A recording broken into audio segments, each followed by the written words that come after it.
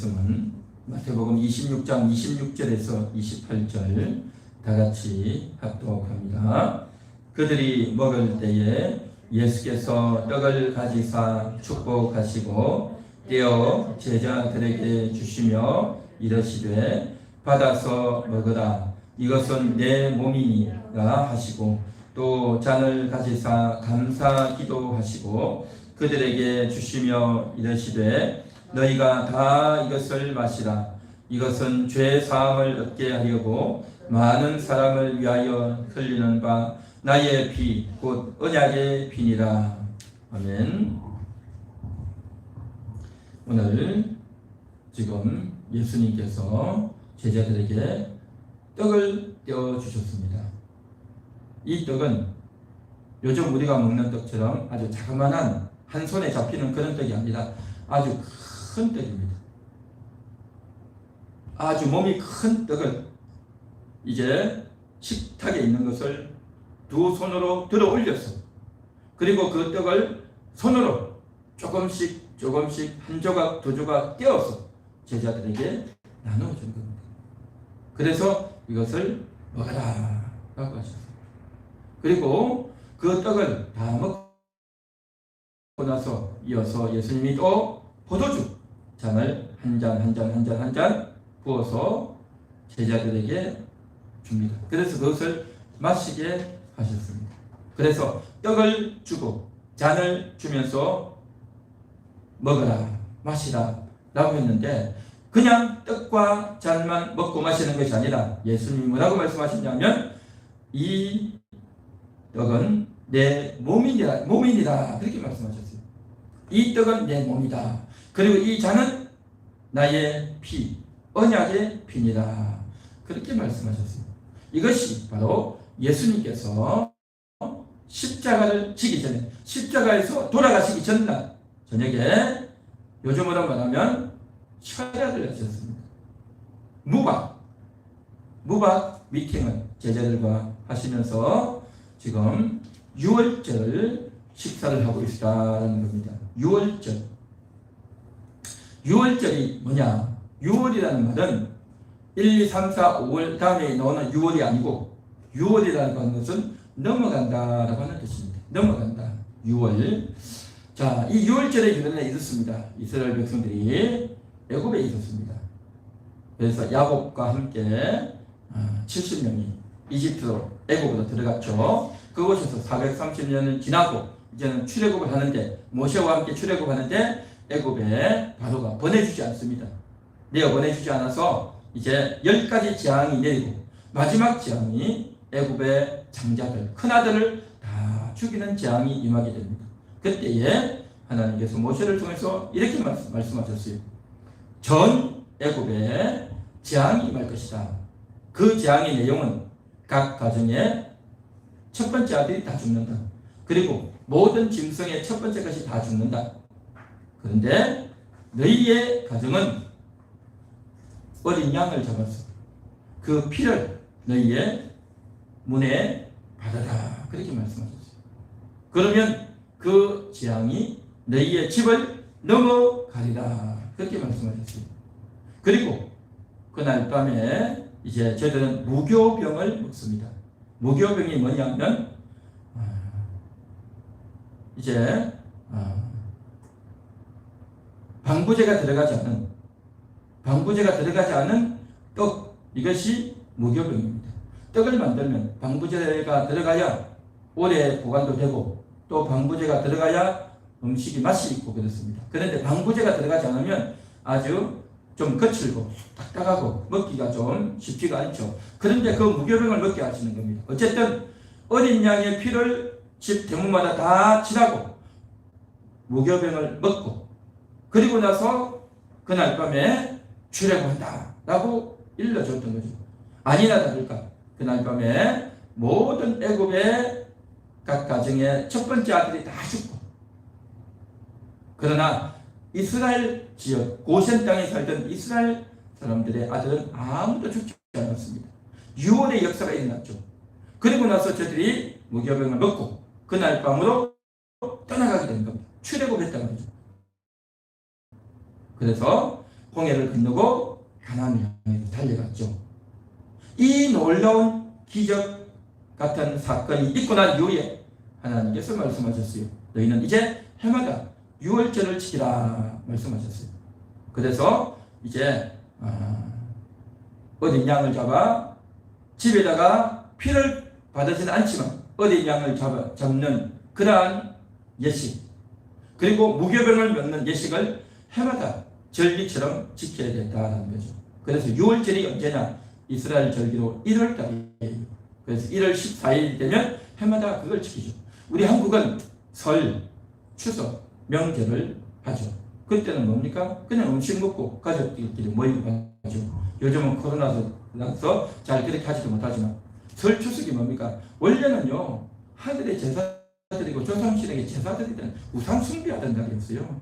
설과 명절이. 그런데 이스라엘 나라의 명절, 이 6월절은 바로 이 민족이 출애굽에서 구원받은 그 날이, 이스라엘 민족의 독립되고 해방되었던 날이 6월절이다라는 겁니다. 그래서 몇백 년 동안 이때가 언제냐? 출애굽할 때가 역사적으로 BC 1446년이었어요.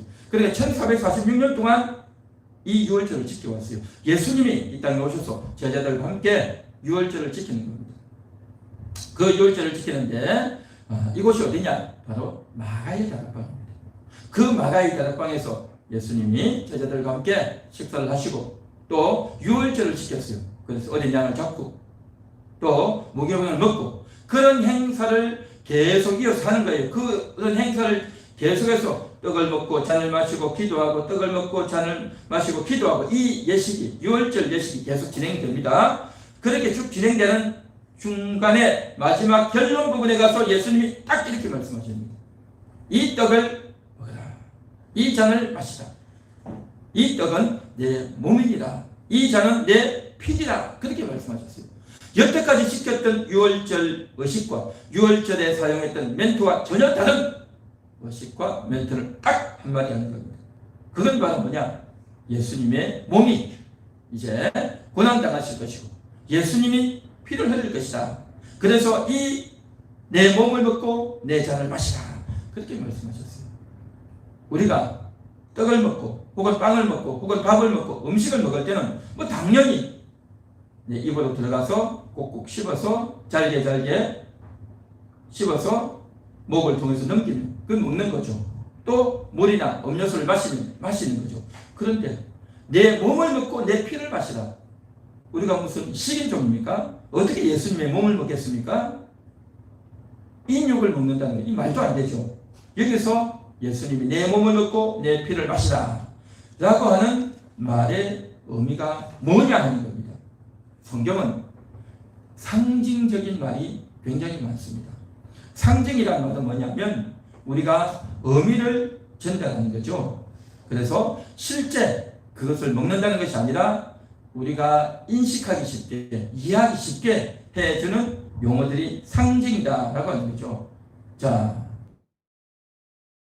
그래서 예수님이 내 몸을 먹고 내 피를 마시라라고 하는 말은 뭐냐면 예수님의 몸이 이제는 고난을 당한다는 거죠. 예수님의 그 살이 가시에 찔린다는 거죠. 가시 연료관을 쓰지 않습니까? 예수님의 몸이 가시에 찔리고 예수님의 몸이 매에 맞고 예수님의 몸이 실직을 받고 그 고난과 힘든 과정을 겪고 난 이후에 이제는 십자가를 쥐고 골고다 언덕을 향해서 걸어 올라간단 말이죠. 얼마나 피를 흘렸고 매를 맞았고 힘들고 지칩니까? 그러다 보니까 거친 숨을 내쉬면서 헉헉거리면서 올라가는 겁니다. 올라가다가 쓰러지고 일어나서 또 쓰러지는 겁니다. 예수님의 몸이 정말 힘들고 고통스러운 그러한 길을 걸어가셨습니다.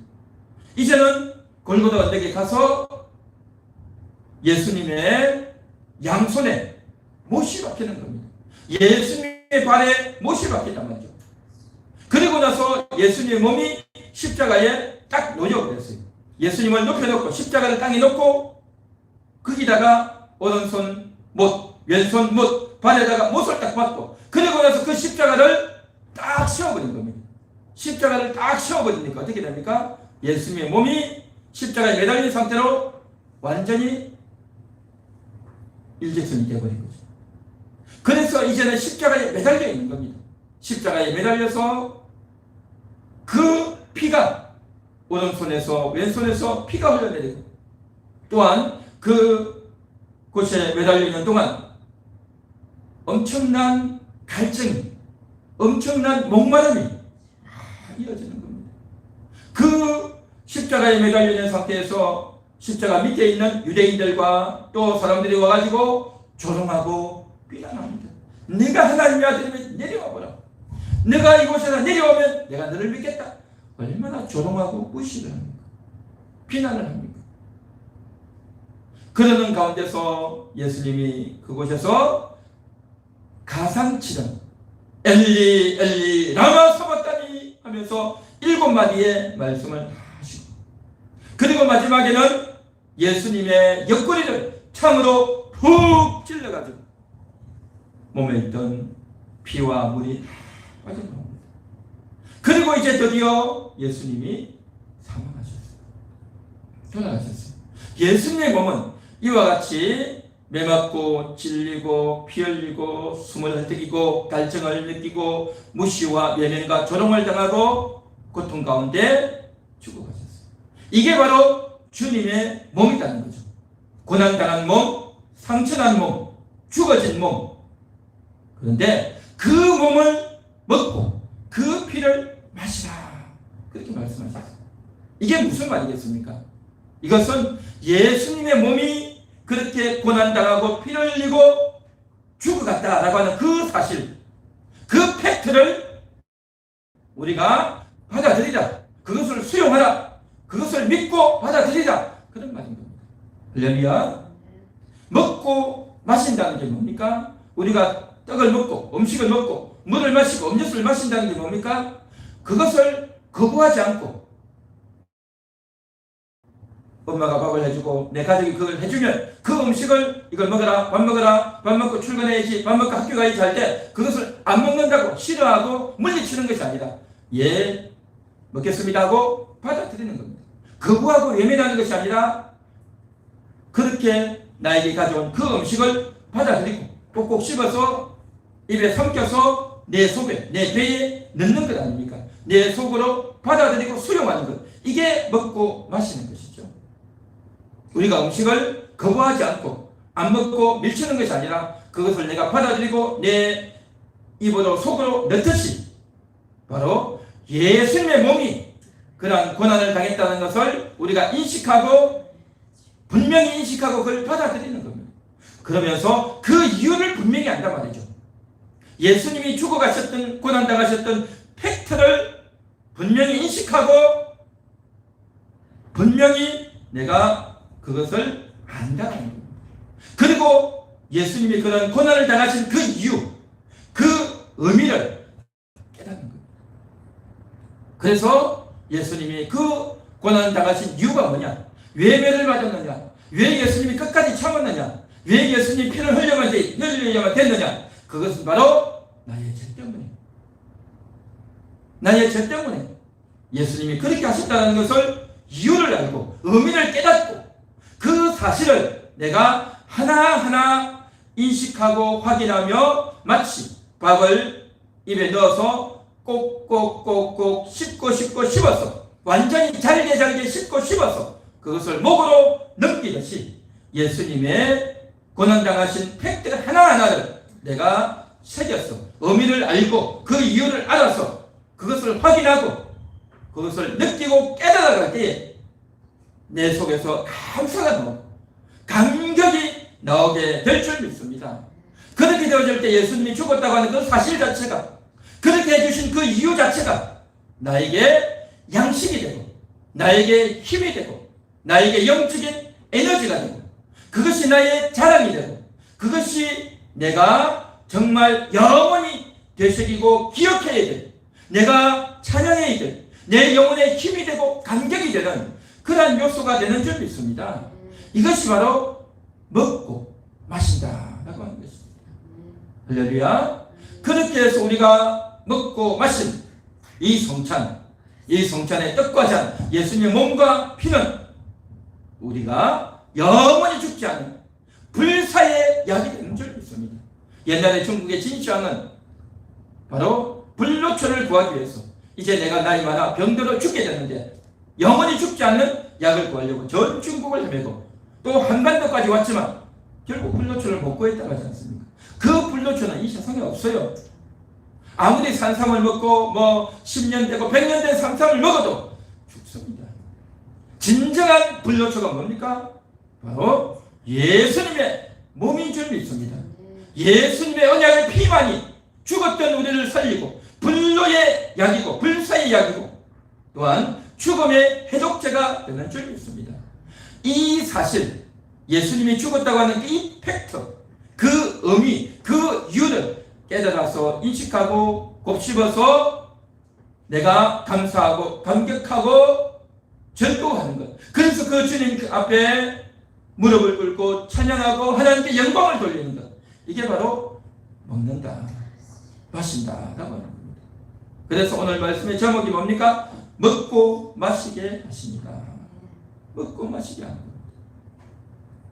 오늘도 주님의 양식이, 주님의 그 몸이, 주님의 피가 여러분에게 먹여주시고 마시어주시는 그러한 은혜가, 그런 역사가 임하게 될 줄로 믿습니다. 할렐루야. 요한복음 6장 56절에 보면 예수님께서 이렇게 말씀하셨습니다. 내 살을 먹고 내 피를 마시는 자는 내 안에 거하고 나도 그의 안에 거하나니, 그렇게 말씀하셨어요. 이것은 예수님께서 광야에 나온 이스라엘 백성들에게 5,000명에게 이제 떡 5개와 물고기 2마리로 오병이어의 역사를 이루셨습니다.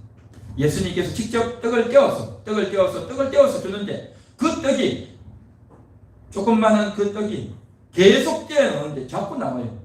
떡이 계속 나와요. 이야, 신기하죠. 그 놀라운 떡의 역사로 인해서 5,000명이 먹었어요. 물고기도 계속 뜯어주는데 조금 뜯고 나면 없어져야 되는데 계속 살점이 나와요. 신기하죠. 그렇게 오병이어의 역사를, 그래서 남자 장정만 5,000명이 먹은 그곳에 나왔던 여자들, 또 어린아이들까지 합치면 얼마나 되겠습니까? 10,000명이 넘고 15,000명이 되었을 그러한 인구 가운데 놀라운 역사가 일어났죠. 그러면서 그 떡을 주고 난 이후에 예수님이 제자들에게 하신 말씀이 있습니다. 내가 진정 너희에게 주기로 하는 건 뭐냐? 육신의 떡과 양식이 아니라 영원한 떡, 생명의 떡, 영혼의 떡을 너희에게 주기를 원한다. 그렇게 말씀하셨던 겁니다. 내가 바로 이 떡을 가지고가 5,000명이 먹었지. 말도 안 되는 거잖아. 기적의 떡이잖아. 그 기적의 떡을 먹었듯이, 말도 안 되는 그런 역사로 떡을 먹었듯이 너희의 영혼이 말도 안 되는 역사로 말미암아 생명을 얻고 떡을 먹게 될 것이다 라고 하는 것들을 예수님이 제자들에게 일러주신 줄 믿습니다. 그래서 오늘 말씀과 같이 떡을 먹고 잔을 마신 자, 예수님의 몸을 먹고 예수님의 살을 먹고 예수님의 피를 마신 자, 예수님이 죽어주셨던 그 십자가의 팩트를 분명히 알고 정확히 알고 그것을 인식하고 받아들이는 것, 이게 먹는 거단 말이죠. 그리고 피를 흘렸던, 가시관을 쓰면서 피를 흘렸고, 매를 맞으면서, 또한 채찍을 맞으면서 피를 흘렸고, 길을 올라가면서 피가 났고, 십자가에 못 박혀서 또 피가 났고, 또한 창으로 찌르면서 모든 피가 물이 다 쏟아져 나오면서 몸이 고난당하고 피를 다 흘리셨던 것. 이 사실, 이 팩트, 이 의미, 이 이유를 우리가 수용하고 받아들이고 깨닫는다는 것, 이게 바로 먹고 마신다라고 했죠. 그렇게 먹고 마실 때 오늘 예수님이 뭐라고 말씀하시냐면 내 살을 먹고 내 피를 마신 자는 내 안에 거하고 라고 했습니다. 살을 먹고 피를 마시면 예수님 안에 거한다라는 겁니다. 한번 따라해 보겠습니다. 살을 먹고 피를 마시면 예수님 안에 거합니다. 살을 먹고 피를 마시면 예수님 안에 거합니다. 이게 바로 요한복음 6장 56절의 말씀입니다. 예수님 안에 거한다는 거예요. 예수님 안으로 들어가요. 요즘 우리 드라마 같은 데 보면 그렇게 말하죠. 네 안에 내가 있다. 그런 말 하잖아요. 그렇죠? 사랑하는 연인을 향해서 네 안에 내가 있다. 그런 말 하잖아요. 그렇죠? 그러니까 남자가 여자를 향해서, 여자가 남자를 향해서 사랑하는 연인끼리 그런 표현을 하죠. 너 안에 내가 있다는 거죠. 그래서 서로 사랑하기 때문에 그만큼 아끼고 사랑하는 마음이 많다 보니까 그 상대방 속에 내가 들어가 있다는 거죠. 그런 표현을 하듯이 그 표현의 원조가 뭐냐? 성경이에요. 성경. 바로 우리가 이 떡을 먹고 잔을 마시면 너희가 내 안에 거한다. 내 안에 거한다. 우리가 바로 예수님 안에 들어간단 말이죠. 예수님 안에 들어간다는 말이 뭡니까? 우리의 몸이 들어가는 게 아니죠. 우리 육신의 몸이 들어가는 것이 아니라 우리가 우리의 마음이, 우리의 영혼이 주님 속으로 들어가는 겁니다.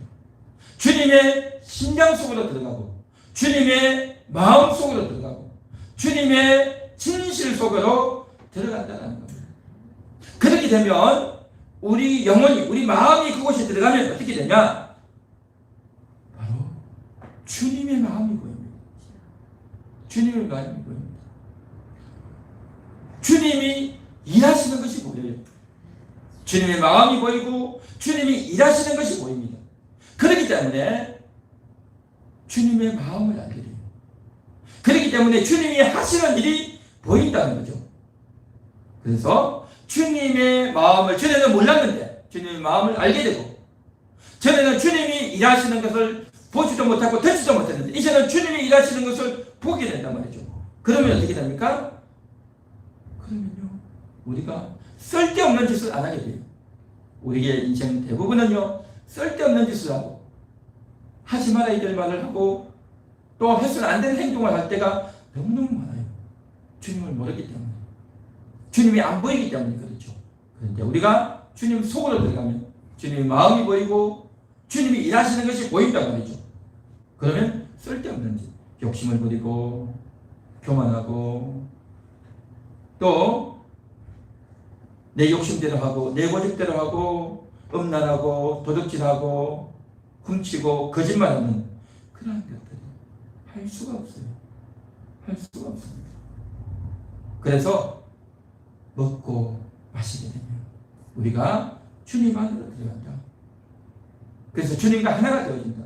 뿐만 아니라 그 주님도 내 안에 들어온단 말이죠. 내 안에 주님이 있게 된단 말이죠.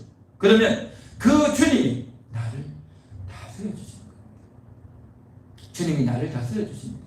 내 생각을 다스리고 내 마음을 다스리고 나의 더러운 것을 싹 다스려 주십니다. 온갖 귀신들이, 마귀들이 득실득실하면서 나를 괴롭히는데 그것들을 예수님이 싹 정리하시고 싹 쫓아주시고 정리해 주십니다. 우리가 정말 해방되는, 자유를 누리는 그런 역사가 있게 될 줄 믿습니다. 할렐루야. 이러한 것들이 가능해지는 이유, 이러한 것들이 가능해지는 이유가 뭐냐? 그것은 바로 예수님의 떡의 위대성이 있다는 거죠. 여러분, 떡을 만든다고 하는 것은 정말 힘들고 또한 복잡한 과정을 거쳐서 떡을 만들게 됩니다. 우리가 설이나 추석 때는 송편을 빚는다든지 아니면 간단하게 이제 떡을 빚어서 만두를 빚듯이 떡을 빚어서 만들어 먹는 그런 경우도 있지만, 그런데 많은 사람들이 판매하기 위해서 공장 같은 데서 떡을 만드는 과정은요, 정말 대량으로 만들어야 되기 때문에 굉장히 고단하고 힘든 과정을 거쳐야 됩니다. 그래서 그곳에는요, 쌀가마가 막 들어오죠. 쌀가마가 수십 개가 들어오죠. 그러면 쌀가마를 싹 지어넣고, 그리고 그 쌀가마를 들어서 이제 어떻게 그 쌀을 씻어야 돼요. 그렇죠. 쌀을 씻으려면 쌀가마를 들어 올려야 돼요. 그 무거운 쌀가마를 여러분 계속 들어보십시오. 어쩌다가 우리가 일주일에 한 번, 한 달에 한 번 드는 그런 거 말고 매일 그 쌀가마를 수십 개씩 들어 올리려면 얼마나 힘든지 아십니까? 허리가 힘들고 정말 망가지겠죠. 그래서 그 쌀을 이제 큰 통에 부어서 그리고 물을 담아서 그 쌀을 씻고 그리고 나서 이제 그 쌀을 불려놔야 돼요. 제가 이것을 인터넷에서 네이버에서 찾았는데 쌀을 만드는 공정을 찾았는데 그 쌀을 만들려면 장시간 불려놔야 된대요. 한 8시간 아니면 12시간 정도 불리고 나면 이제 그 쌀을 싹 건져내서 물을 빼야 돼요. 물을 싹 빼고 나면 그것에다가 소금을 약간 쳐서 그리고 나서 이제 그것을 빻습니다. 아주 잘게 빻아서 가루로 만든다는 거죠. 그렇게 가루를 만들고 나면 그 가루가 이제 그 분말이 아주 큰 것은 빼고 작은 것들만 만들어야 되기 때문에 또 그것을 체에 걸러야 됩니다. 체에 걸려서 싹 내려야 되죠. 그리고 나서 이제 싹 반죽을 합니다.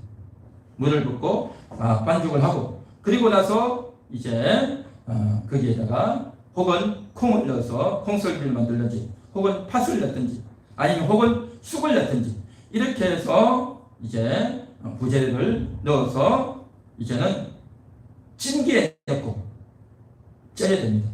장시간 쪘다가 꺼내서 식히면 이제 그것이 떡이 된단 말이죠.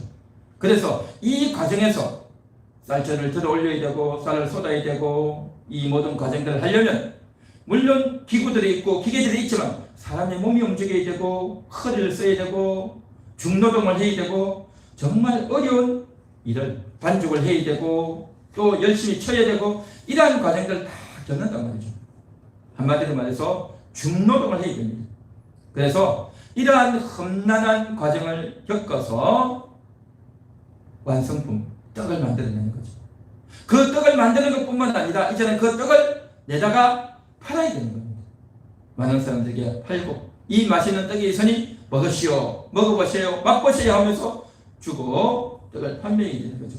그래서 사람들에게 홍보하고 전달해서 판매합니다. 그 만든 떡을 상하기 전에 오래되기 전에 빨리 전달해서 사람들이 먹을 수 있도록 그렇게 해야 되겠죠.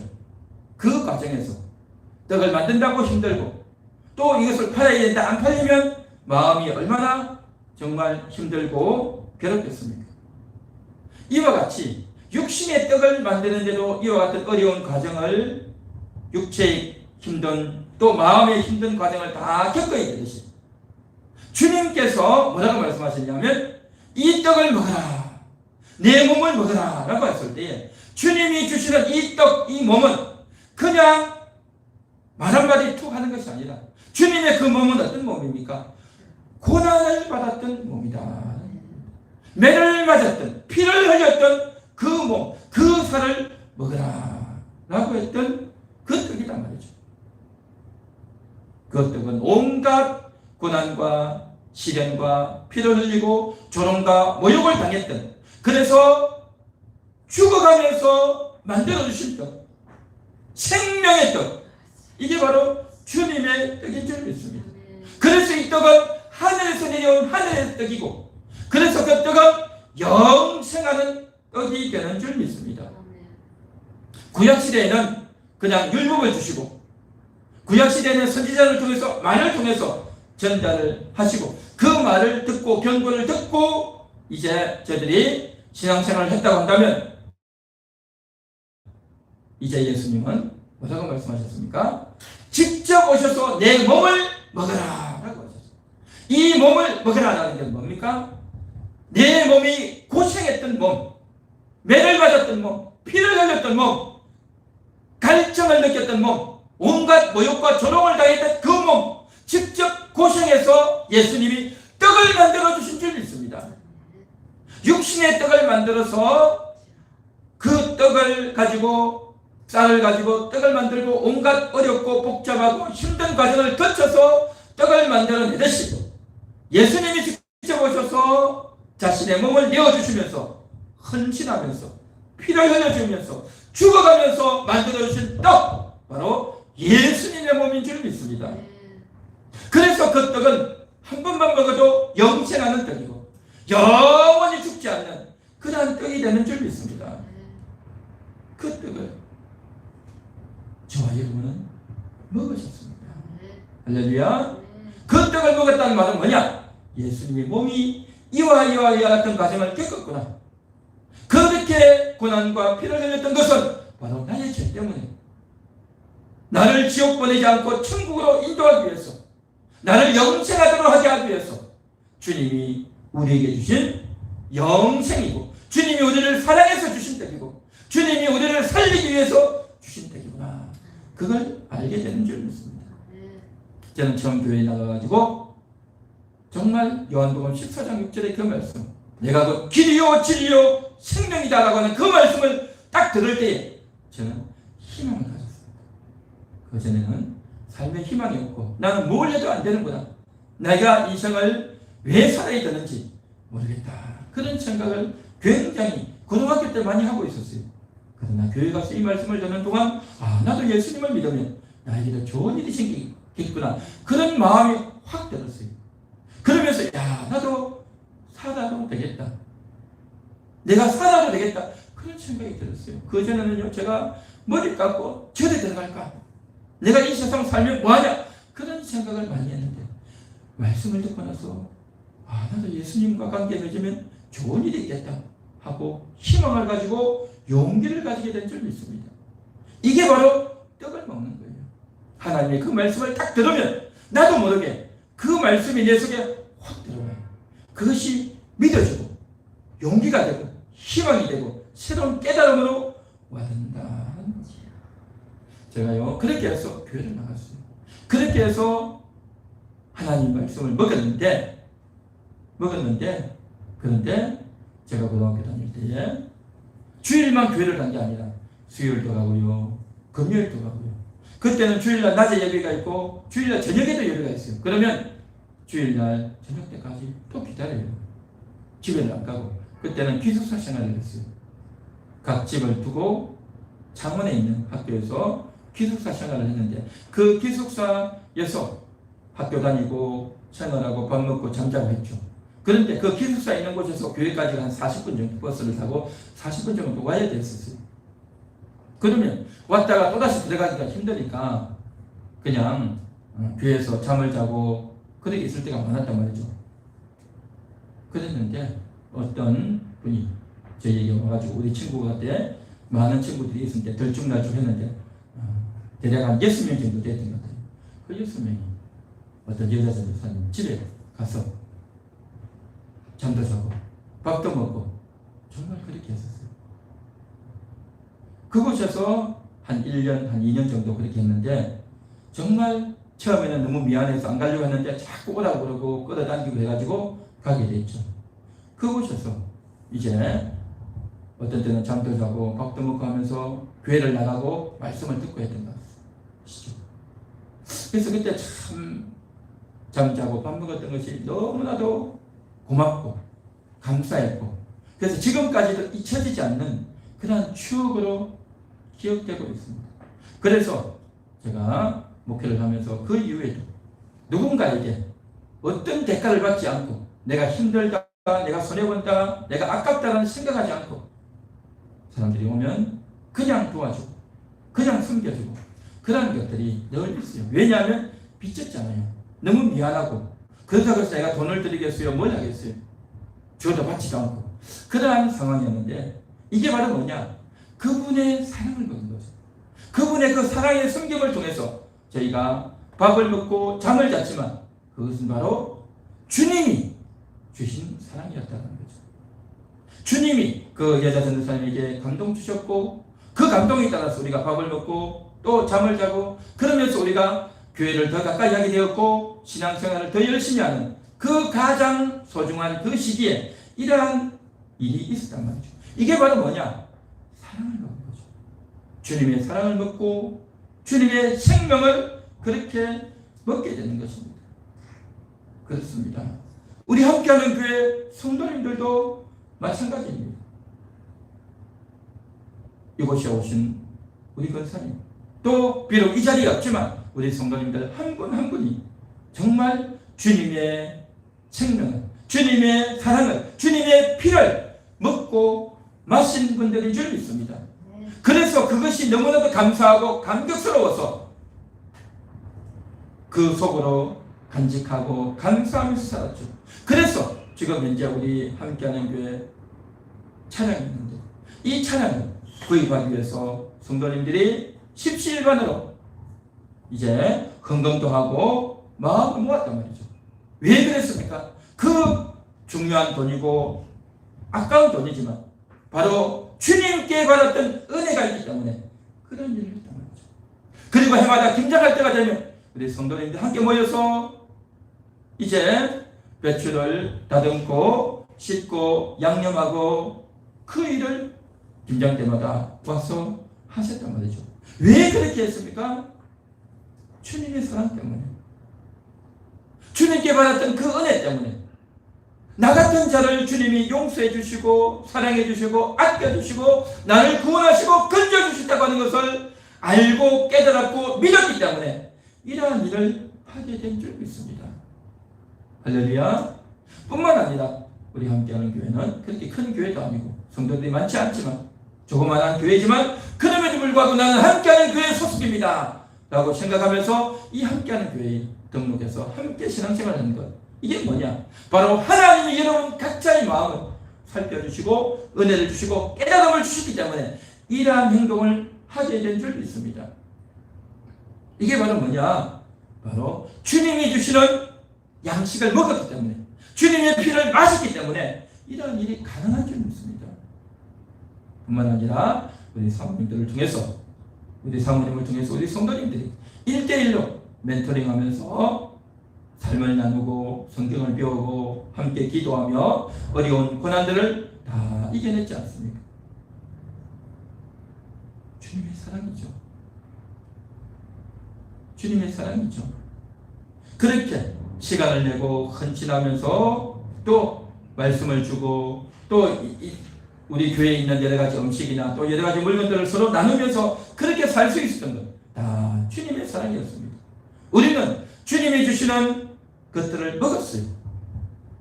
말씀을 통해서 먹고 또 멘토링을 통해서 먹고 또 하나님께서 여러 가지 방면으로 우리에게 주셨던 은혜와 사랑이 너무 많았기 때문에, 그랬기 때문에 그것에 대해서 반응으로 감사하며 감격하며 그렇게 살았단 말이죠. 할렐루야.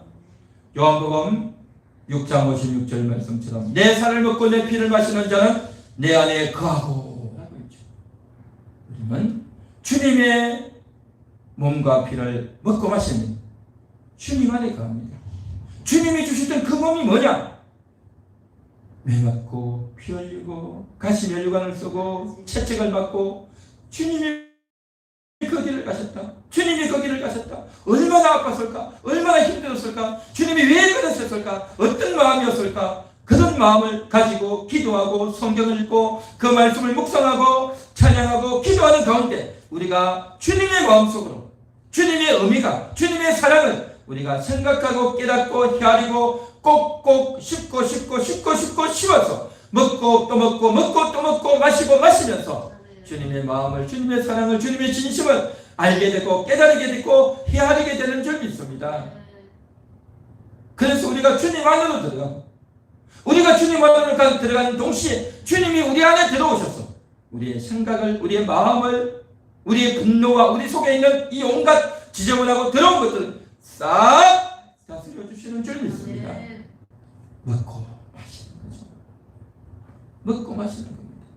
이렇게 먹고 마신다고 하는 것, 이것이 얼마나 감사한지, 육신의 음식을 먹고 마시듯이 주님의 행적을, 주님의 몸을, 주님의 헌신을, 주님의 피를 먹고 마신다고 하는 것, 그 의미를 수용하고 그 의미를 받아들이고 그 이유를 깨닫고 그 의미를 인식하며 사는 것, 이것을 우리가 늘 간직하며 사는 것, 이게 바로 우리의 인생이다.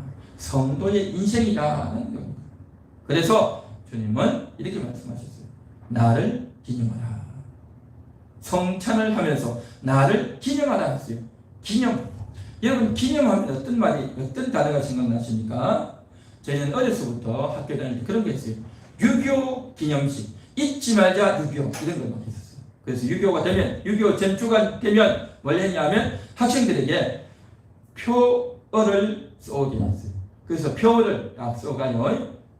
표를 딱 만들어가면 잘 만드는 것들은 이제 당선해가지고 상을 주고 그렇게 했었어요. 그래서 6.25 표를 써서 가기도 하고 또 혹은 포스터를 만들어서 그림을 그려가는 경우도 있어요. 그래서 6.25가 되면 항상 그것을 하는데 요즘은 그런 걸 하는지 모르겠어요. 어쨌든 6.25 행사를 하고 또 6.25 되면 기념식을 하잖아요. 그렇죠? 6.25 기념식을 하고 또 군인들이 나와서 또 행사도 하고 이벤트를 하고 그렇게 하죠. 그런데 그래서 6.25가 되면 이제 태극기도 달고 그렇게 하죠. 그런데 이 6.25의 진정한 기념은 그런 게 아니에요.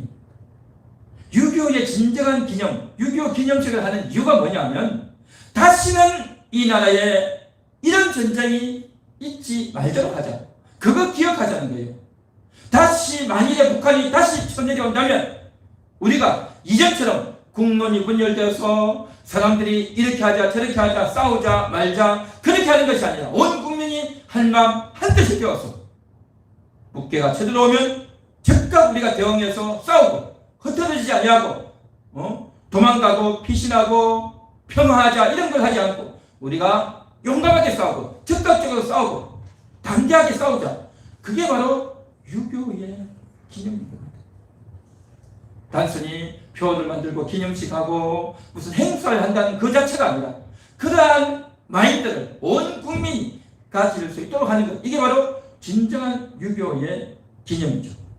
마찬가지로 주님이 우리에게 성찬식을 행하면서 나를 기념하라 하고 있어요. 주님을 기억한다고 하는 것, 이게 뭘까 하는 겁니다. 우리는 이 세상을 살면서 기념식을 많이 하죠. 해마다 우리가 생일이 되면 생일 축하하잖아요. 그죠? 케이크도 자르고 선물도 주고 밥도 먹고 하잖아요. 그죠? 그러면 부모님께 또 자녀들에게 또 가족들끼리 생일 파티하죠. 그런데 그 생일의 진정한 의미가 뭐겠습니까? 그렇게 먹고 마시고 선물을 주고받고 하는 그런 것도 중요하고 필요하겠지만 더 중요한 건 뭐냐? 내가 왜 태어났냐 하는 거죠. 내가 이 세상에 왜 태어났냐를 기억해야 됩니다. 아직 어리고 아직 연약할 때는요 그냥 선물 받는 게 케이크 하나 먹는 게 좋을지 몰라도 정말 나이를 먹어갈수록 내가 왜 태어났냐는 거죠. 내가 이 세상에 왜 태어났냐를 생각해야 됩니다. 그걸 깨달아야 됩니다. 하나님 있는 사람은 하나님이 나를 이 세상에 왜 보내주셨는가, 내가 이 세상에 와서 해야 될 일이 뭐냐 하는 거죠. 그걸 알아야 됩니다. 그냥 단순히 돈 벌고 출세하고 결혼하고 그냥 다른 사람들처럼 사는 게 아니라 내가 해야 될 일이 있다는 거죠. 나만이 해야 될 일이 있다는 겁니다. 내 사명이 뭐냐를, 내가 태어난 이유를 생각해야 됩니다. 그 이유를 생각하고 깨달아서 그 삶을 다지고 그것을 위해서 감사하고 그렇게 되려고 더 애를 쓰고 기도하는 것, 이게 생일인 거죠. 할렐루야. 생일인 겁니다. 마찬가지로 성찬을 하는 것, 뭐 그냥 성찬식 하는구나, 또 설교 한 편 듣는구나 로 끝나는 것이 아니라 나 같은 자를 위해서 주님이 죽어주셨구나, 나 같은 자를 위해서 주님이 죽어주셨구나 를 우리가 인식하면서 그것이 제대로 믿어지고 깨달아지고 인식된 사람은 우리가 인생을 살면서 화가 날 때가 얼마나 많습니까? 어려울 때가 얼마나 많습니까? 답답할 때가 얼마나 많습니까? 내가 실수하고 죄를 지어서 부끄럽고 창피할 때가 얼마나 많습니까? 우리 가족 가운데 어려운 일이 생길 때가 얼마나 많습니까? 그때 너 말이야, 내 말 안 듣고 말이야, 내 말 안 듣더니 그렇게 됐다, 잘 됐다 라고 하는 것이 아니라 남을 무시하고 외면할 것이 아니라, 내가 잘못한 것 때문에 낙심하고 좌절할 것이 아니라, 일이 터졌기 때문에 정말 당황하고 허겁지겁할 것이 아니라 바로 그때에 내가 죽어지는 겁니다. 내가 죽어지는 겁니다. 내가 딱 죽어지고 하나님 내가 어떻게 해야 될지 모르겠습니다. 하나님 내가 어떻게 해야 되겠습니까? 하나님 내가 해야 될 것을 알려주세요. 내가 잘못한 것이 있으면 깨닫게 해주시고 또 내 가족과 내 주변의 사람이 잘못했을 때는 화를 내고 비난하기보다도 정말 그를 위해서 기도해주고 이 어려운 사건을 어떻게 해결해야 될지 하나님 가르쳐 주시려 기도하고, 그러면서 내가 죽어지는 겁니다. 내가 죽어지지 않으면 내 고집이, 남에 대한 원망이, 나에 대한 좌절이, 부끄러움에, 죄책감에 빠져가지고 아무것도 못해요. 아무것도 안 된다고 그랬죠. 그래서 내가 싹 죽어져야 그 적어진다는 게 뭡니까? 주님이 나를 위해서 죽었구나. 주님의 매를 맞고 고난당했구나. 바로 나를 위해서, 나를 살리기 위해서 그렇게 했구나를 우리가 그때에 되새기는 겁니다. 그때에 기억해내는 겁니다. 그때에 그것을 기억하고 기도하고 내가 낮추어져서 무릎 꿇고 기도하는 겁니다. 이게 바로 뭐냐? 성찬을 먹는 겁니다. 그 성찬을 먹는다는 것은 그냥 설교 한 편 듣고 흘려버리는 것이 아니라 그 어려움과 위기 가운데서 바로 성찬의 혈육이 나타날 수 있도록 바로 내가 죽고 주님이 죽었듯이 내가 죽고 주님의 그 살이 주님의 그 피가 나에게 혈육이 되고 의미 있게 다가오도록 하기 위해서 우리가 무릎 꿇고 주님을 모셔드리는 것, 주님을 수용하는 것, 나를 위해서 죽어주신 주님, 나를 위해서 기도해 주신 주님, 나를 위해서 헌신해 주시고 나를 위해서 피를 흘려주시고 나를 위해서 매맞아 주시고 나를 위해서 조롱과 비난을 다 당해주시고 나를 위해서 죽어주신 주님, 그 주님을 기억하고 감사하고 기억하고 감사하고 기도하는 것, 이게 바로 진정한 성찬이 되는 줄 믿습니다. 할렐루야. 주님이 그것을 먹여주셨다는 거죠. 이것이 우리가 진정으로 먹는 겁니다. 그것을 먹는 자는 기도가 나와요. 그것을 진정으로 먹은 자는 기도가 나오고 하나님을 의지하게 되는 줄 믿습니다. 오늘 이 시간 이 말씀을 듣고 오늘 한편 설교를 들은 것으로 끝내는 것이 아니라 우리가 어려움과 위기 가운데서 그 주님의 성찬의 효력이 나타날 수 있도록 하나님 역사하여 주옵소서. 그 성찬의 효력이 오늘 이 시간에 또한 우리의 삶의 현장에서 고난과 위기의 순간에 주님의 성찬이 나에게 기억나고 효력을 발하게 하옵소서. 이 시간 그런 마음으로 다 같이 우리 통성으로 한번 기도하도록 하겠습니다. 다 같이 기도합니다. 하나님 감사합니다. 하나님 감사합니다.